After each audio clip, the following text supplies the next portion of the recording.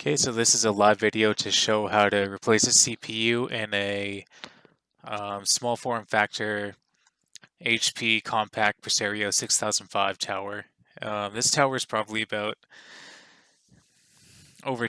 maybe over 10 years old. I'm not too sure, but there's still lots of life left in it. We're looking to swap the CPU from an AMD Phenom II X4 B55 dual core processor to a AMD Phenom II X4 945 quad core processor, which looks like that.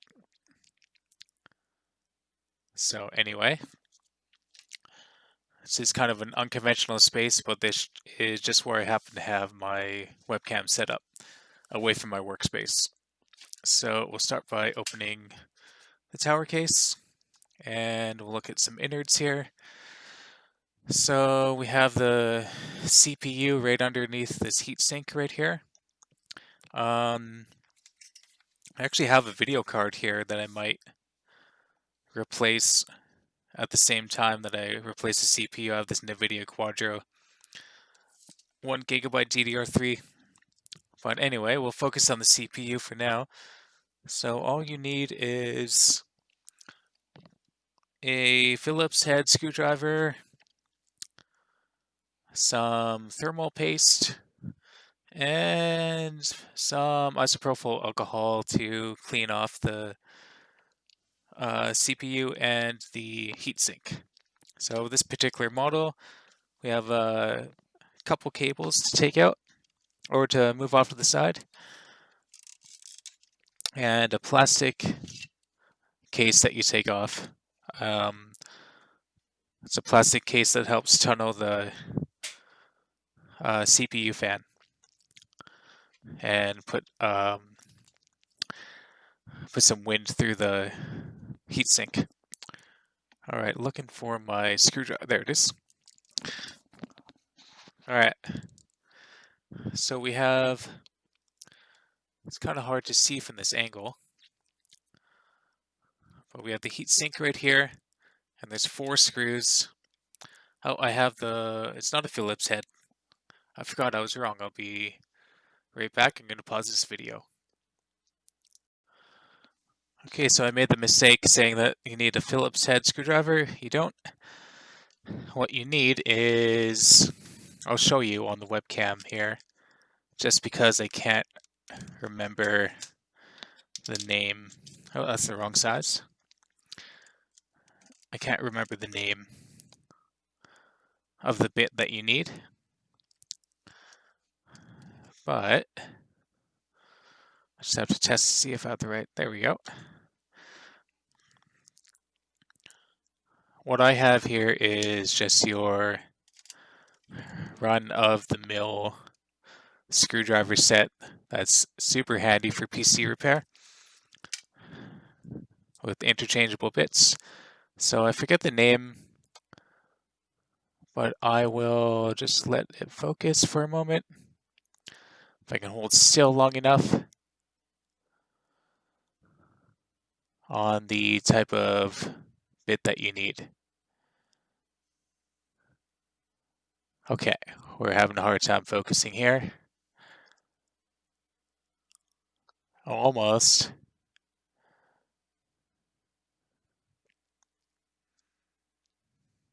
Might have to edit this out later. Anyway,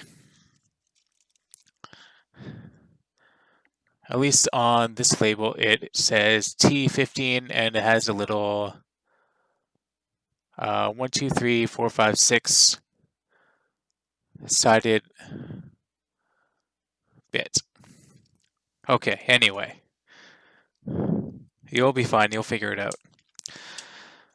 So we just want to unscrew the 4 screws holding the heatsink in place.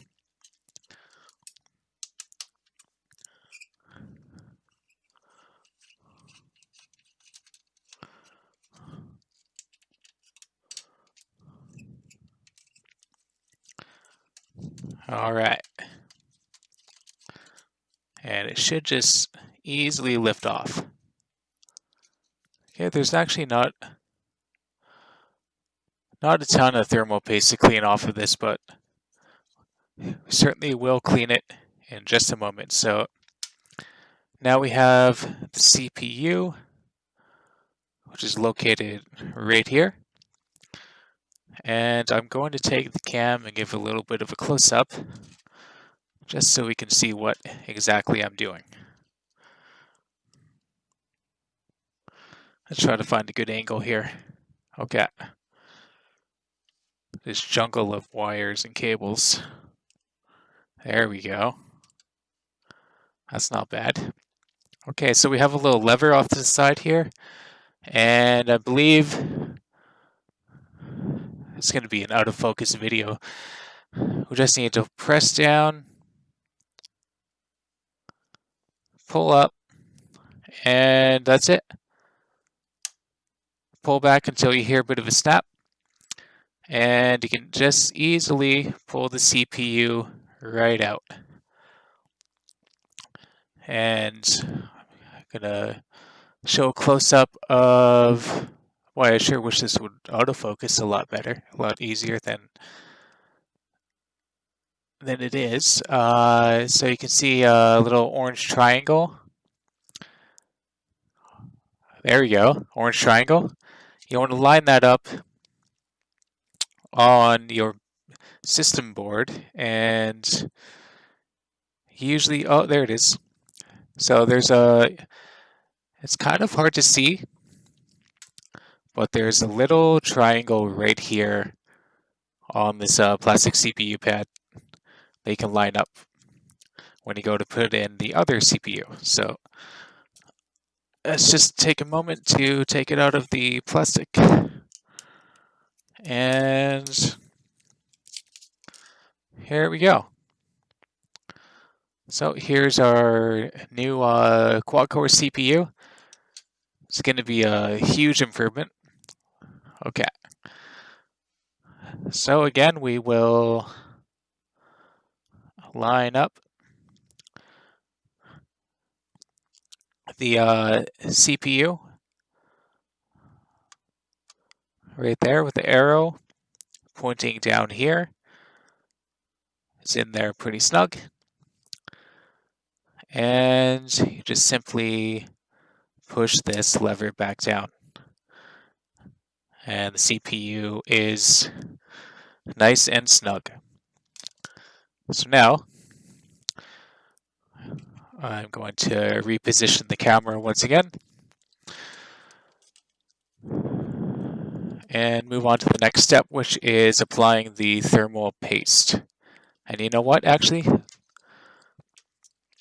Let's bring it back down here. Okay. All right, so this thermal paste is kind of hard to open. So most thermal paste comes in a syringe, and it's pretty easy to apply. And you don't need to smother the CPU in thermal paste. I guess you can if you want. You'll see what kind of results you get, but it's just to act as a coolant between the pad and the heatsink.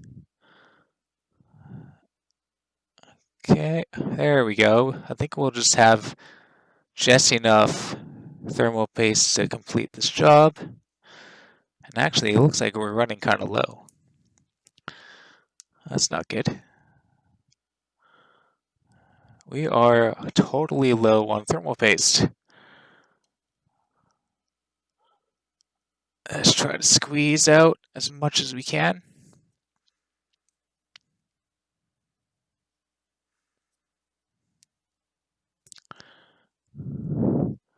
Okay, that is not enough thermal paste. I think I'm going to have to pause this video and come back with more.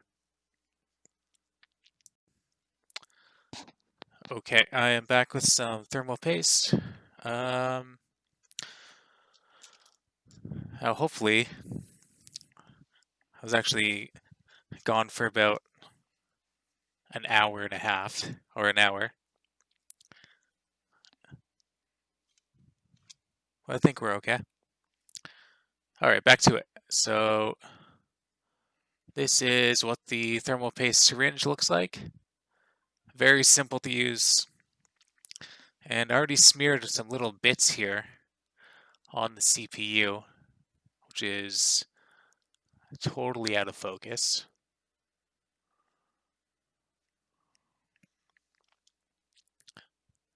Okay, well, that's okay. All I'm looking to demonstrate is just how to plop some paste on the CPU. Oh, there we go. I'm gonna put a line, oh, extra line there, got one line there. I usually do about 3 lines. That's probably too much, but as long as it doesn't spill out into the side and blow some little bits and capacitors on the motherboard, I think totally okay. So I will now, before placing the heatsink back on, I'm going to move the camera just to demonstrate exactly what I'm doing. Yet again. Okay. So I have some more isopropyl alcohol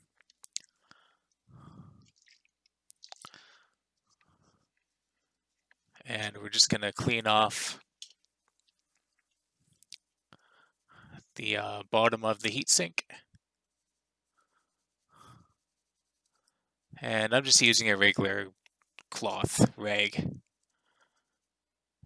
You don't really have to worry too much about damaging the bottom of the heatsink as long as you're okay, as long as you're careful. Okay, it should look nice and shiny just like that. And since it is fast dissolving alcohol, I think we're good to just put this right back on. Once I locate my screwdriver.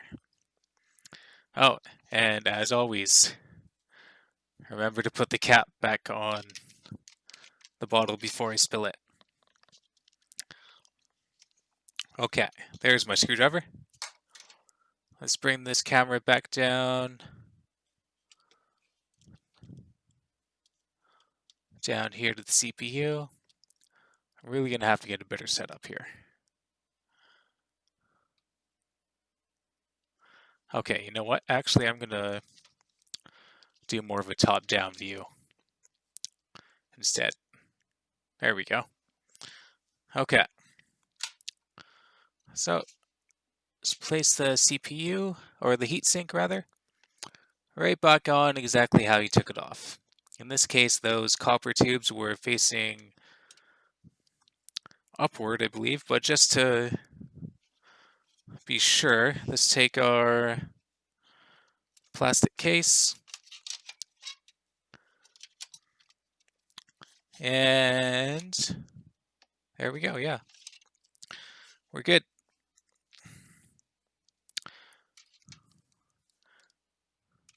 And we'll just take a moment to screw everything back in.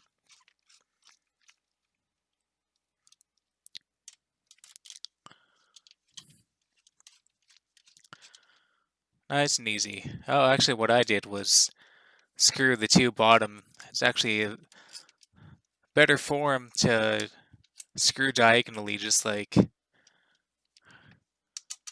when you put like the lug nuts on the wheel of a vehicle. Just less chance of messing it up. So it's on there nice and secure. Okay, let's put the plastic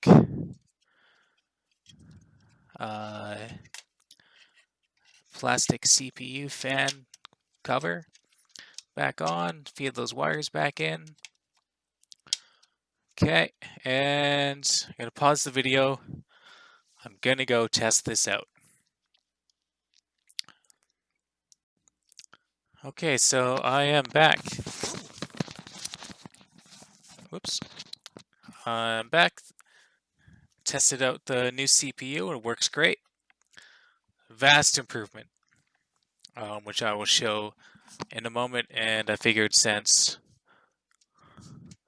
we're doing this video and we have a spare video card, I'm going to replace the one I have in here. So let's see if I can find a good angle for this.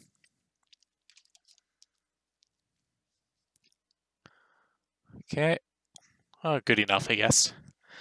Again, I'd love to shoot this from my workbench, but this is the computer that I usually have at my workbench. And right now, I don't feel like setting up a different one, though I could.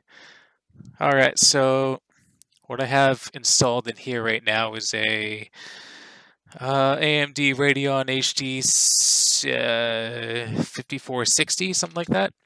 Either way, it's I believe it's a 512 megabyte video card I'm going to use for dual display and office settings. So for this particular case, we have, after you take the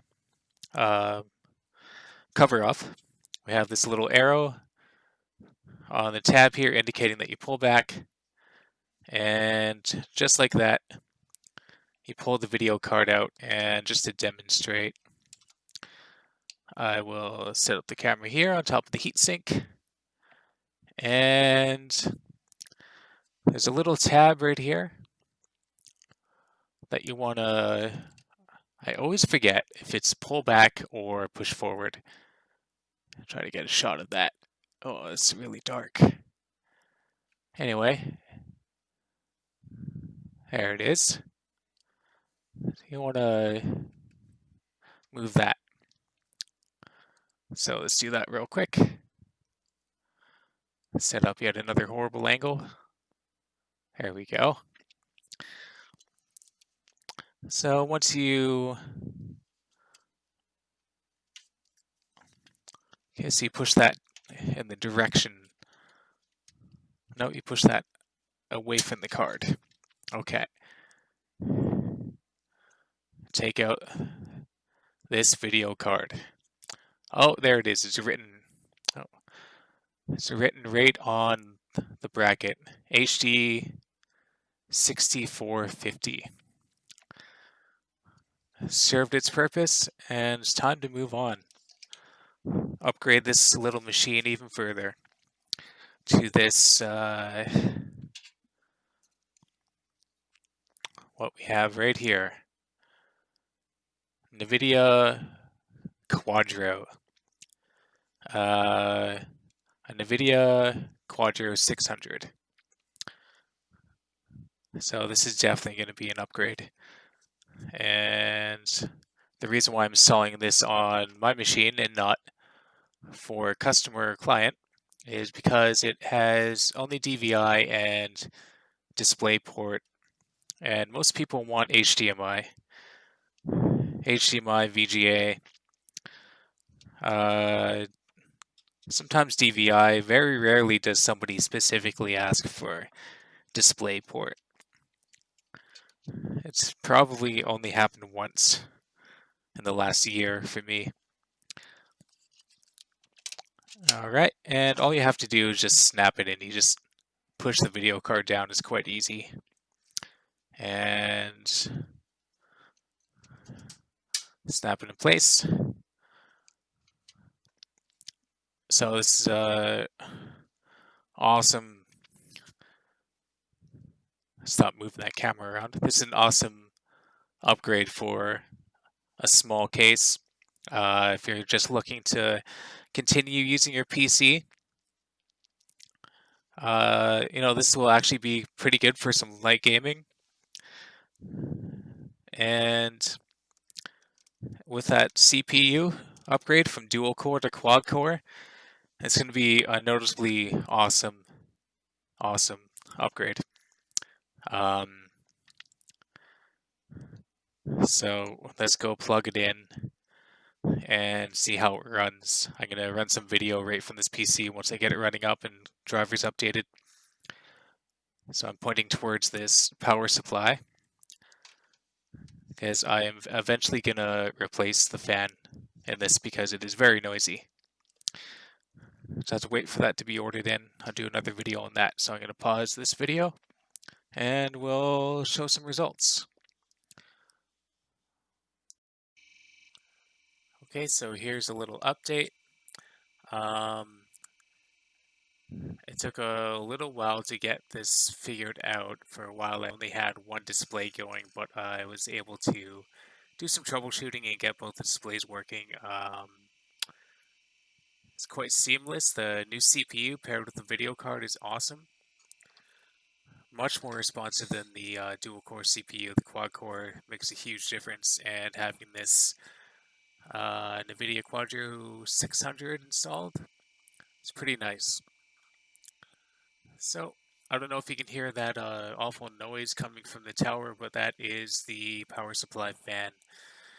Every now and then, it just makes an awful noise, and I believe it's just the bearings gone on the fan. So, that will probably be another tutorial, because I actually can't find a ton of videos about people replacing fans in a power supply, and it's not too hard. So, thanks again for watching, and hopefully it helped you out.